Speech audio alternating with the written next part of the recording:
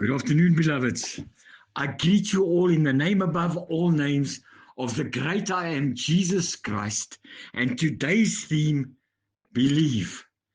Beloveds, so many of us Christians, when trouble, problems, or burdens start to take place, we never understand what it is to believe, to trust, to have confidence, to have faith in the mighty name of Jesus Christ, to be a martyr, to die for what we believe in. Our Lord and Savior, Jesus Christ, died upon the cross with nails in his hands and feet for each and every one of us.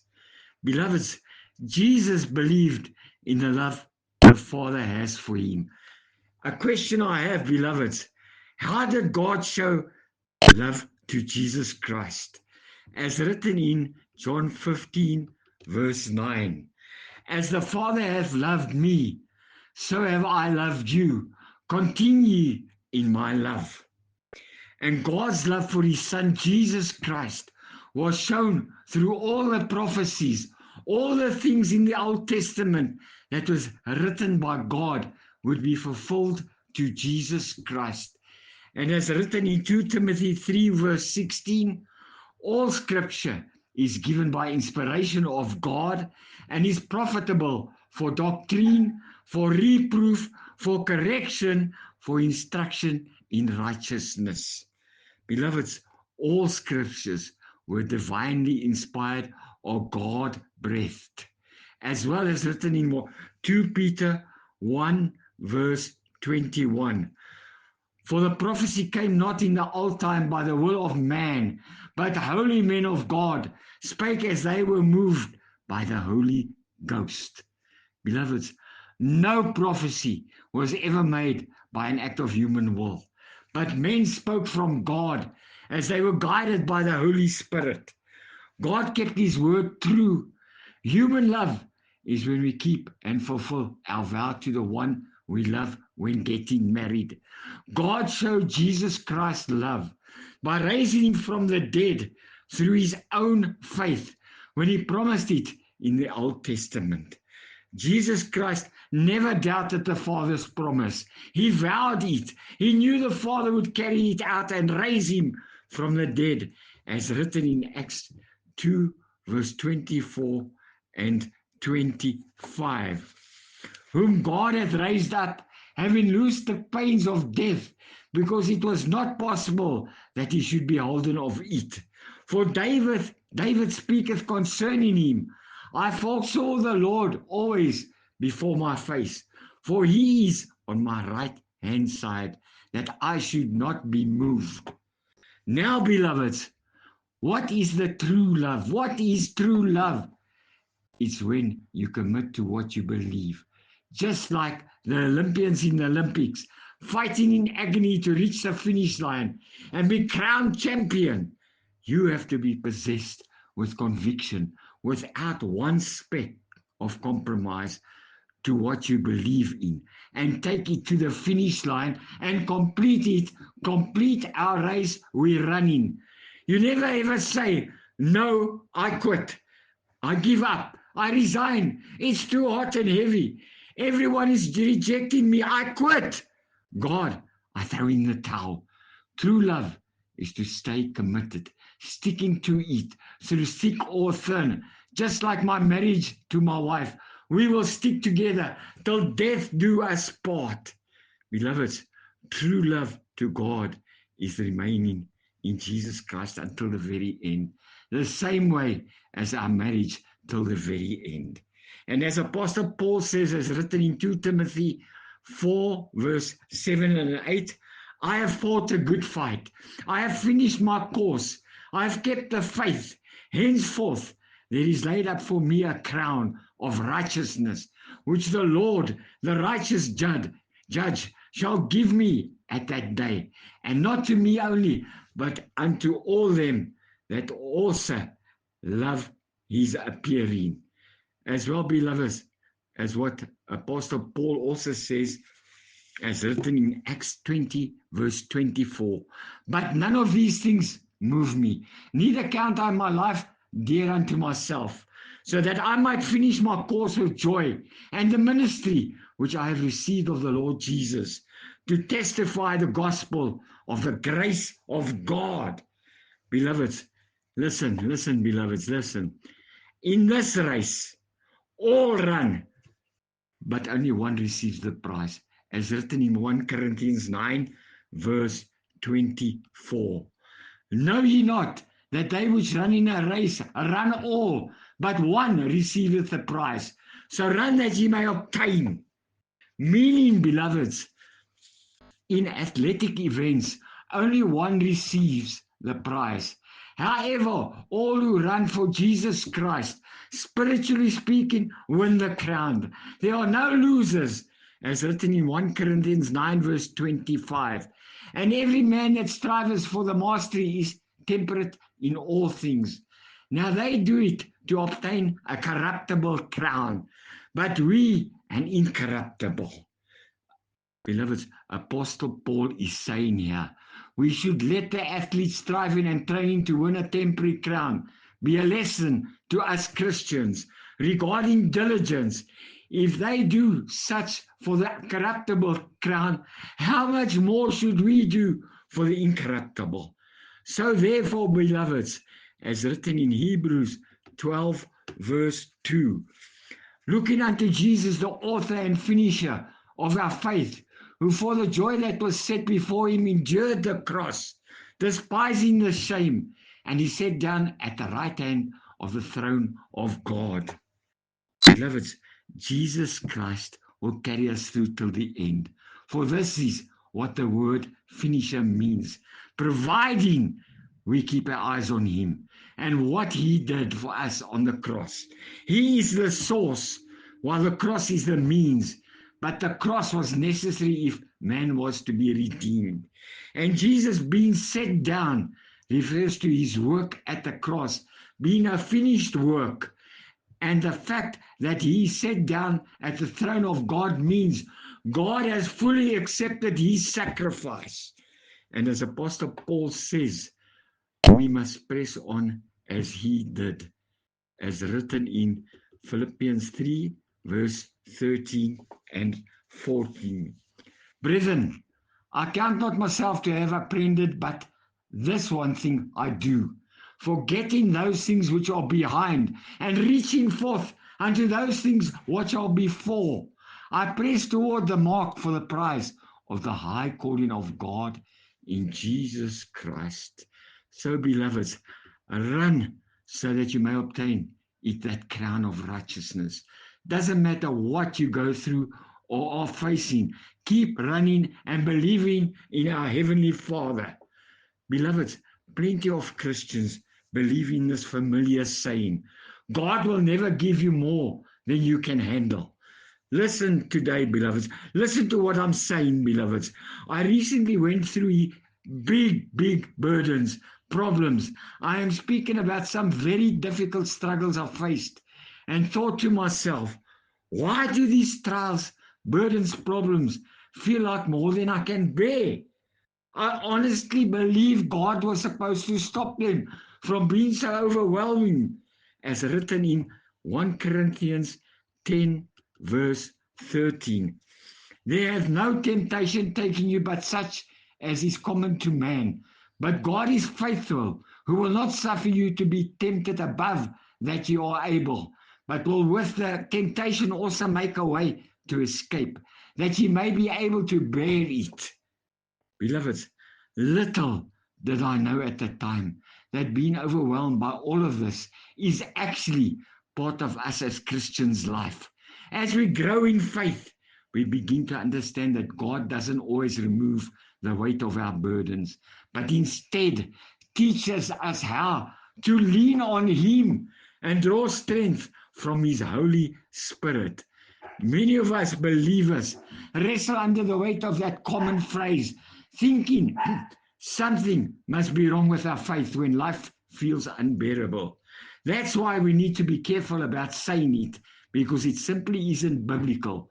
God often allows us to face more than we can handle on our own, so that we learn to rely completely on his strength and grace. We have no promise from Scripture that God will present his children from being overwhelmed by trials. Just take a look at some of the many examples of faithful men who endured far more than they could humanly bear, as Job went through, as written in Job 13, verse 15.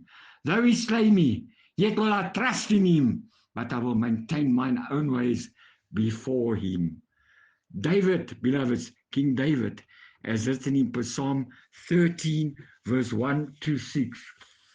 To the chief musician, a psalm of David, how long wilt thou forget me, O Lord? Forever. How long wilt thou hide thy face from me? How long shall I take counsel in my soul, having sorrow in my heart daily? How long shall mine enemy be exalted over me? Consider and hear me, O Lord my God. Lighten mine eyes, lest I sleep the sleep of death. Let mine enemies say, I have prevailed against him, and those that trouble me rejoice when I am moved. But I have trusted in thy mercy. My heart shall rejoice in thy salvation. I will sing unto the Lord, because he has dealt bountifully with me. Beloved, Elijah, as written in 1 Kings 19, verse 4. But he himself went a day's journey into the wilderness and came and sat down under a juniper tree. And he requested for himself that he might die, and said, It is enough now, O Lord, take away my life, for I am not better than my fathers. Beloved, Stephen, remember Stephen, as written in Acts 7, verse 55 to 60. But he, being fully of the Holy Ghost, looked up steadfastly into the heaven and saw the glory of God, and Jesus standing on the right hand side of God, and said, Behold, I see the heavens opened, and the Son of Man standing on the right hand side of God. Then they cried out with a loud voice, and stopped their ears, and ran upon him with one accord, and cast him out of the city, and stoned him. And the witnesses laid down their clothes at the young man's feet, whose name was Saul. And they stoned Stephen, calling upon God and saying, Lord Jesus, receive my spirit. And he kneeled down and cried out with a loud voice, Lord, lay not the sin to their charge. And when he had said this, he fell asleep. Beloved, as well as our friend Apostle Paul, as written in 2 Corinthians 1, verse 8 and 9. For we would not, brethren, have you ignorant of our trouble which came to us in Asia, that we were pressed out of measure, above strength, in so much that we despaired even of life. But we had the sentence of death in ourselves, that we should not trust in ourselves, but in God, which raiseth the dead. Ah, beloveds, praise the Lord. He's there for us to help us through anything. Beloveds, the last one, our Lord Jesus Christ himself, in the Garden of Gethsemane, as written in Mark 14, verse 34 and 35. And he saith unto them, My soul is exceedingly sorrowful unto death. Tarry ye here and watch. And he went forward a little and fell on the ground and prayed that, if it were possible, the hour might pass from him. And beloveds, there are many, many more in the Bible. The truth is, beloveds, we can't handle very much on our own. It is the Holy Spirit who empowers us, sometimes with strength beyond human understanding. Consider the disciples before Pentecost. They fled in fear, but afterwards they boldly faced death without shrinking back. They didn't die as cowards because the Spirit gave them endurance and courage to the very, very end. Our confidence as Christians in trial must never rest in personal strength or willpower. We are not fleshly empowered. We are spiritually empowered. God sometimes allows us to face more than we can handle, so that we'll turn to depend fully on him and experience his sufficiency. So, beloveds, don't lose heart. Whatever you're facing today, remember that His strength is made perfect in our weakness, as written in 2 Corinthians 12, verse 9. And He said unto me, my grace is sufficient for thee, for my strength is made perfect in weakness. Most gladly, therefore, will I rather glory in my infirmities, that the power of Christ may rest upon me. Beloveds, we must believe in God, trust in God, have faith in God, and as written in Proverbs 3, verse 5 and 6, trust in the Lord with all thine heart, and lean not unto thine own understanding. In all thy ways acknowledge Him, and He shall direct thy paths. Beloveds, listen to this next couple of words. This is trust, as written in Ruth 1, verse 16 and 17. And Ruth said, entreat me not to leave thee, or to return from following after thee. For whither thou goest, I will go, and where thou lodgest, I will lodge. Thy people shall be my people, and thy God my God. Where thou diest, will I die, and there will I be buried. The Lord do so to me, and more also, if aught but death part thee and me. Beloveds, the book of Ruth was written in the time of the judges, a dark season in ancient Israel's history, marked by instability, moral decline, and famine. Culturally, Israel was agrarian, deeply tied to family and land inheritance, and there was no centralized monarchy. Yet, every man was doing what was right in his own eyes. Religiously, Israel often descended into adultery. Yet, Ruth, a Moabite woman, declared her alliance to God and the God of Israel. Socially, widows like Ruth and Naomi were among the most vulnerable, but Ruth's vow of loyalty revealed her covenant faithfulness. Beloved, the call to action here is one steadfast devotion. Just as Ruth clung to Naomi and to God's covenant, we are invited to cling to Jesus Christ with unwavering commitment. This moment, as I read in the verses unfolded, on the road from Moab to Bethlehem, a journey from despair to hope, from emptiness to fullness.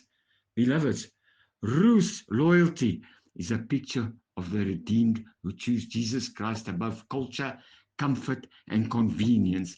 Just as Ruth left her homeland for a better covenant, so too are we called to leave this world behind and follow Jesus Christ until He returns. One day soon, beloveds, Jesus Christ will come to gather His faithful. Those who, like Ruth, have said, where you go, I will go. Heaven will be the eternal Heaven will be the eternal Bethlehem, the house of bread, where no soul hungers. Beloveds, today, Jesus Christ calls you to make a decision. Will you cling to Him, not just in words, but in life, in faith, and in love? Beloveds, eternity hinges on the loyalty. Let nothing even separate you from Jesus Christ, because His death already made a way for your life. Choose Jesus Christ today. Accept Him as your Savior and Redeemer. And when He returns, you will walk with Him into eternal glory forevermore. Amen, beloveds. Amen. Praise the Lord. Beloveds, don't hesitate. Don't hesitate. Accept Jesus Christ as your Savior and Redeemer today. Believe in Jesus Christ. Trust in Jesus Christ. Have faith in Jesus Christ, beloveds. And I'm playing out with a beautiful, beautiful song called Only Believe. And that's all we got to do. Believe, as I said, in Jesus Christ. Trust in Jesus Christ. And have faith in Jesus Christ. Amen, beloveds. Amen. Only believe.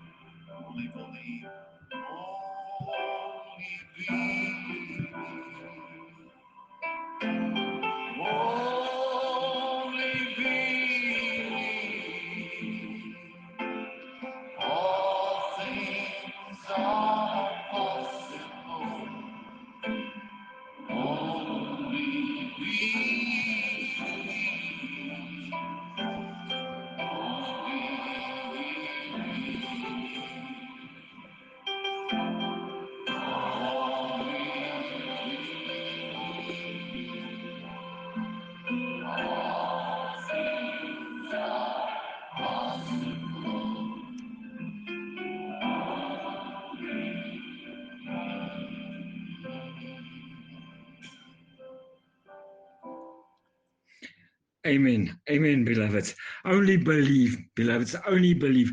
Let me tell you something today, beloveds. We cannot live on this earth without Jesus Christ. We cannot do anything on this earth without Jesus Christ. Without Jesus Christ, beloveds, we'd have nothing. We would be nothing. We wouldn't just be lost in the desert for 40 years like the Israelites were, but we'd be lost for eternity. Accept Jesus Christ as your Savior and Redeemer today. And believe, beloveds, believe He's there for us each and every day to walk with us through all these burdens, these problems, these trials. Only He will pull us through. Amen, beloveds. Amen. Beloveds, I pray you all a blessed, blessed day further, a blessed week further. Just believe, beloveds. Just believe in Jesus Christ. Amen.